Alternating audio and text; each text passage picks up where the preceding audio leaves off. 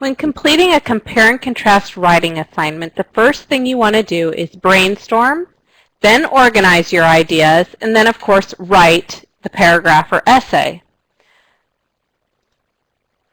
In the following slides, I'm going to show you a variety of brainstorming techniques that you can use prior to writing your compare and contrast assignment. Many students like to use a Venn diagram, the conjoining circles. With a Venn diagram, we have the two subjects, and they go on either side. So subject A would go here, subject B would go here. And you would show differences between those two subjects, using words like different from, although, on the other hand. And then in the center, where it conjoins, we have the similarities between our two subjects. This is what a blank Venn diagram would look like. If we look at this example, cats versus dogs, we have cats over here, dogs here, and then we list as many things as we can think of that separate cats from dogs. So cats catch mice, they might ignore you, they don't dig, they're aloof, and so on. Versus dogs, they're companions, they obey, they do tricks, they might bite, they're usually very loyal, etc. And then the center, we show our similarities between the two. Both involve veterinarian bills. They're both fun to play with. They might have fleas, and so on. This week, you're going to use another brainstorming technique. It's considered a brainstorming compare and contrast chart. So the first thing you're going to need to do is decide on the two subjects that you are going to compare.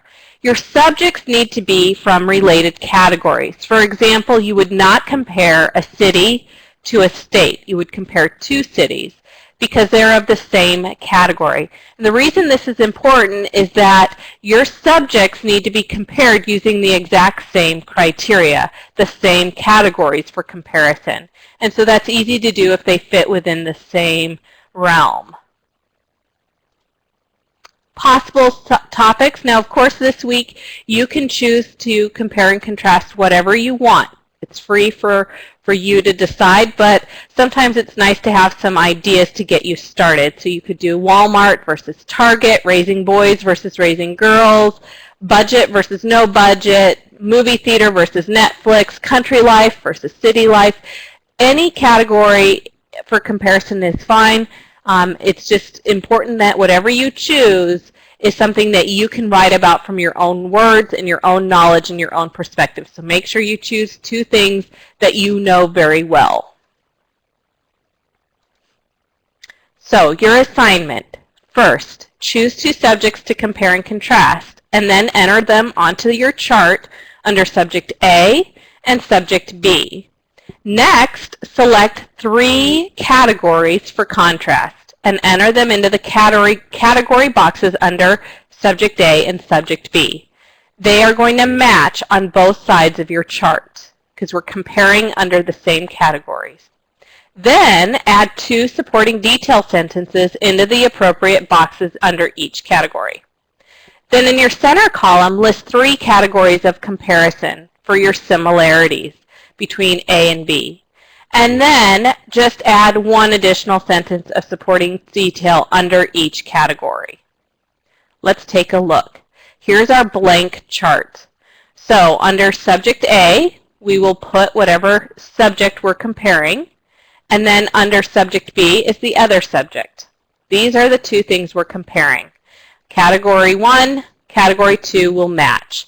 Let me show you a completed chart with the subjects and the categories, not the details. So we're comparing and contrasting for our example, beach versus snow vacation. All right, I think the weather is quite different between these two, so I'm going to compare the weather. Then I'm going to compare the activities, and then I'm going to compare the gear. So those will clearly show differences between beach and snow. Then in the center, I'm going to show that both require protection from the elements, both have a motivation or reason for going on the trip, and then both require travel to get to the destination. So this, in the center, will show similarities between the two. Let's break it down even more by looking at an example, because the next step is to add the supporting detail sentences under each of your categories. So remember, you're going to have 2 sentences under each category. The middle, you'll just have 1 sentence under each category. So if we look at the weather on a beach vacation, we might put something like, when choosing to go on a beach vacation, you are hoping for sunshine, warm nights, and 80-degree days with no rain. The heat from the sun, combined with the refreshing cool water from the ocean or the pool, is ideal for a beach vacation, but make sure you have plenty of sunscreen to combat the harmful rays from the sun. So here we've added 2 sentences about the weather on a beach vacation. Then we go over to our ski vacation. If a ski vacation is on your horizon, you should plan for fresh snowfall and temperatures in the 30s. So we've now said we've got 30 degrees versus 80 degrees, snow versus no rain. If the weather is in the 30s, there's a good chance that you'll be awarded with fresh powder to ski on. So we've clearly showed that the weather is very different on a ski vacation versus a snow vacation. We've completed our first category. You will go on and do the same for your remaining categories. And then you'll move on to your center, where you discuss your similarities. So protection from the elements. Whether you are on a ski vacation or a beach vacation, you'll need to buy sunscreen to protect your face. So here we've showed that whether it's a ski or a snow, you need sunscreen. That's a similarity between both. So you'll do that for the remaining 2 categories.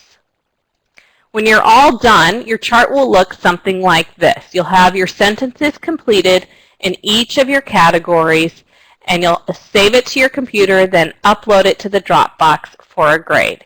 This is your Week 3 Compare and Contrast Brainstorming Chart assignment.